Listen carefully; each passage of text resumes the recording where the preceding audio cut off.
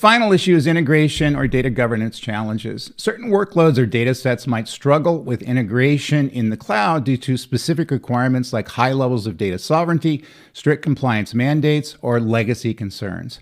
Workloads that need tight control over data location and access, such as those dealing with regulated, sensitive, or mission-critical data, can face governance challenges in public cloud environments. In this case, migrating back to on-prem environments and alt-cloud environments, or adopting a hybrid architecture might meet the organization's operational and regulatory needs better.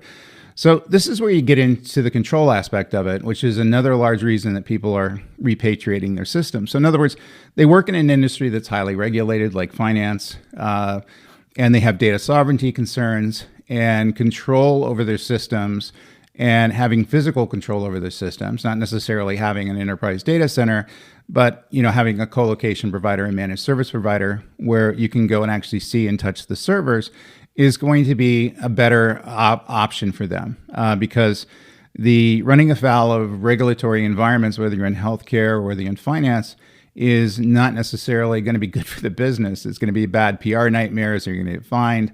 All these other things can occur. And so the control aspect of it is kind of coming back into vogue as something that enterprises need to pay attention to.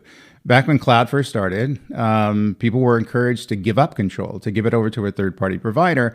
And even though you never are going to be able to see the physical servers where your systems are running and your data is stored, it's still going to be okay because the public cloud providers can be trusted to provide those services for you. And more or less, they can. They're not bad at doing that. However, considering the many thousands, perhaps millions of systems that are running on these environments, it's very difficult for them to guarantee that you're going to have complete control over those environments. And so data may be copied outside the country because it's running on another node of the cloud someplace. Backup and recovery operations may occur, which violate some compliance issues. All these things are going to be possible unless they're managed very carefully. So in many cases, the repatriation is driven, many cases by cost and also reliability, but the fact that they need better control over these systems, over the data, because of the regulatory concerns and some of the risks that come into play there.